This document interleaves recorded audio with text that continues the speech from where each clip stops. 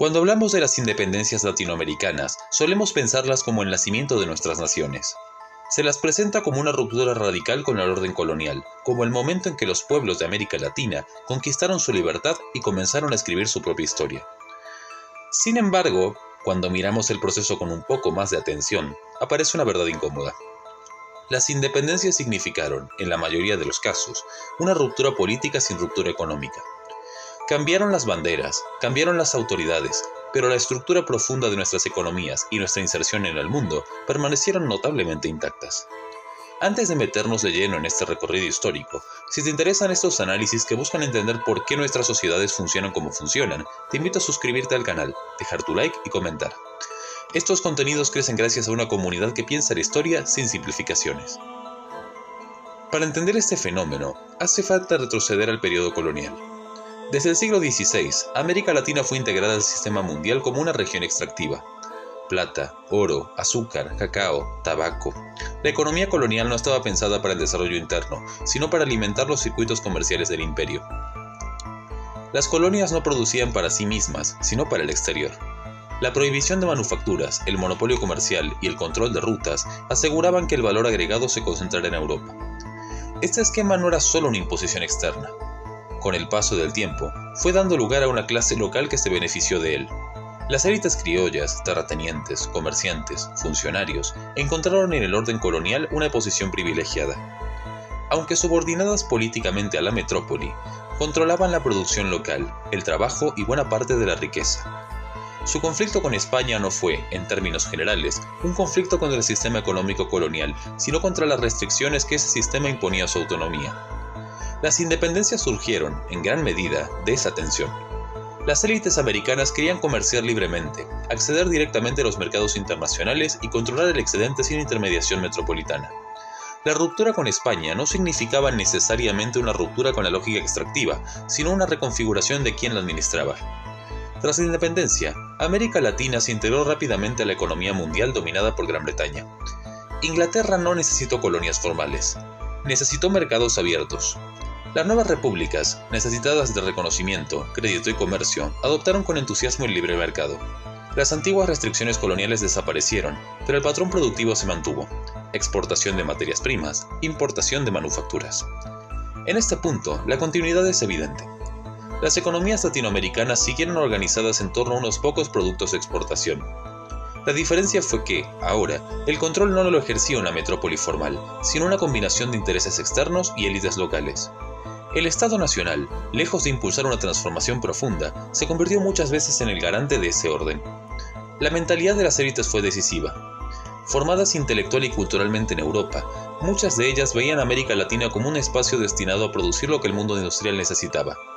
La idea de una industrialización propia, de desarrollo autónomo o de integración social era vista como una anomalía o incluso como una amenaza al orden natural de las cosas.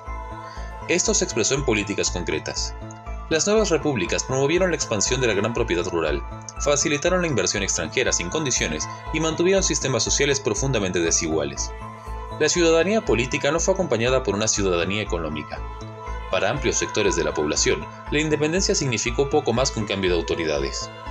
Si hasta acá el recorrido te resultó interesante, te invito a dejar tu like y comentar qué procesos independentistas te parecen más representativos de esta continuidad económica. Y si todavía no estás suscrito, este es un buen momento para hacerlo. La fragilidad de los nuevos estados latinoamericanos no fue casual. Al carecer de una base económica diversificada, dependían de los ingresos provenientes de las exportaciones. Cuando los precios internacionales caían, el Estado entraba en crisis. Esto generó ciclos recurrentes de inestabilidad política, endeudamiento y conflicto social. La deuda externa, desde muy temprano, se convirtió en una herramienta de subordinación. En muchos casos, los intentos de modificar este patrón fueron reprimidos o neutralizados. Las experiencias que buscaron ampliar la base productiva, integrar a las mayorías o limitar el poder de las élites exportadoras chocaron con la resistencia interna y externa. La historia latinoamericana del siglo XIX está atravesada por guerras civiles que, más allá de sus banderas, enfrentaban proyectos de país profundamente distintos. La independencia, entonces, no resolvió la pregunta central: ¿para quién estaba organizada la economía? Sin una transformación de esa estructura, la soberanía política quedó vaciada de contenido. Los estados eran formalmente independientes, pero sus márgenes de decisión estaban severamente condicionados por su lugar en el sistema mundial. Este patrón se consolidó hacia fines del siglo XIX, cuando América Latina se integró plenamente al mercado mundial como región exportadora primaria. Ferrocarriles, puertos y ciudades crecieron, pero lo hicieron al servicio de la exportación. El progreso existió, pero fue profundamente desigual. Mientras una minoría se beneficiaba, grandes mayorías quedaban excluidas. Aquí aparece una constante histórica que llega hasta el presente: la dificultad de construir un proyecto nacional que trascienda los intereses sectoriales. Las élites latinoamericanas, en general, no se pensaron a sí mismas como parte de un destino común con el resto de la sociedad. Su horizonte fue, muchas veces, más externo que interno. Cuando en el siglo XX surgieron proyectos que intentaron romper esta lógica, a través de la industrialización, la ampliación de derechos y el fortalecimiento del mercado interno, lo hicieron enfrentando una resistencia feroz. No solo de actores externos, sino de sectores locales que veían amenazado su rol tradicional en el orden mundial. Desde esta perspectiva, las independencias latinoamericanas aparecen como un proceso inconcluso. La emancipación política fue real, pero la emancipación económica quedó pendiente. La estructura colonial no desapareció, se adaptó. Cambió de forma, de socios y de discurso, pero mantuvo su función básica. Entender esto no implica negar la importancia de las luchas independentistas ni minimizar el valor de la soberanía política.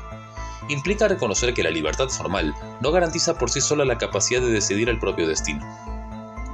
Sin una transformación profunda de la estructura económica, la independencia corre el riesgo de convertirse en una palabra vacía. Este problema sigue siendo central hoy. Cada vez que se plantea la necesidad de redefinir el lugar de América Latina en el mundo, reaparecen viejas discusiones. Apertura o protección, integración o autonomía, crecimiento o desarrollo. La historia muestra que estas no son discusiones técnicas, sino debates sobre el tipo de sociedad que se quiere construir. Si miramos el presente con esta lente histórica, resulta evidente que muchas de las limitaciones actuales tienen raíces más profundas.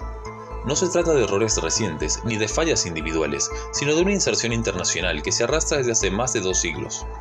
Superarla requiere algo más que reformas aisladas.